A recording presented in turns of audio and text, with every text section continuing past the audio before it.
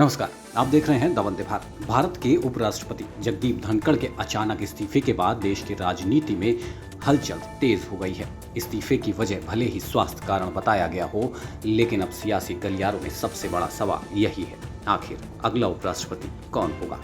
चुनाव आयोग जल्द ही उपराष्ट्रपति चुनाव की तारीखों की घोषणा कर सकता है। इस बीच बीजेपी और एनडीए की तरफ से कई संभावित नाम सामने आ रहे हैं, जिनमें दलित और मुस्लिम दोनों समुदायों से आने वाले नेताओं की चर्चा तेज हो गई है।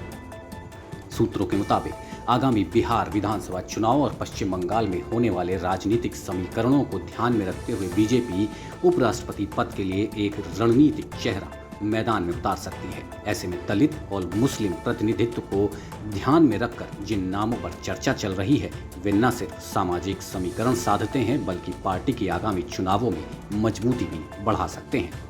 थावरचंद गहलोत दलित चेहरा। थावरचंद गहलोत बीजेपी के वरिष्ठ नेता और दलित समाज के सबसे प्रमुख चेहरों में से एक हैं। मध्य प्रदेश से राज्यसभा सांसद रह चुके गहलोत नरेंद्र मोदी सरकार में सामाजिक न्याय और अधिकारिता मंत्रालय संभाल चुके हैं। वे पार्टी के पार्लियामेंट्री बोर्ड में भी शामिल रहे हैं। गहलोत को विवादों से दूर, अनुशासित और अनुभवी नेता के रूप में देखा जाता है। उनकी जातीय पहचान और संगठन में मजबूत पकड़ उन्हें राष्ट्रपति पद का उपयुक्त उम्मीदवार बनाती है। ओम माथुर।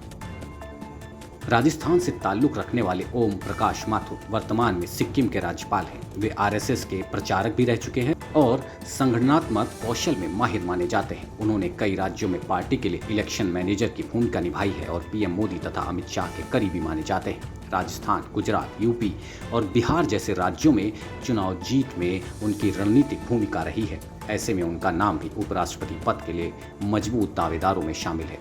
आरिफ मोहम्मद खान वर्तमान में बिहार के राज्यपाल हैं और एक मॉडरेट मुस्लिम नेता के रूप में जाने जाते हैं। उत्तर प्रदेश के बुलंदशहर से आने वाले आरिफ लंबे समय से बीजेपी के करीबी रहे हैं और शाहबानो केस के दौरान उनका रुख उन्हें खास बनाता है।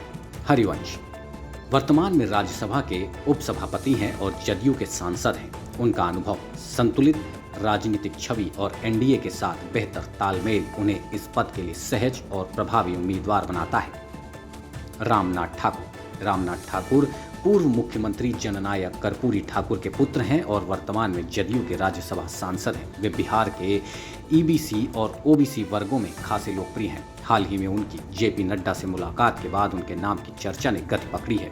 बीजेपी यदि ओबीसी और ईबीसी समीकरण को साधना चाहती है तो रामनाथ ठाकुर एक राजनीतिक रूप से सटीक दाव साबित हो सकते हैं। ऐसी तमाम खबरों के लिए देखते रहिए द वंदे भारत। नमस्कार।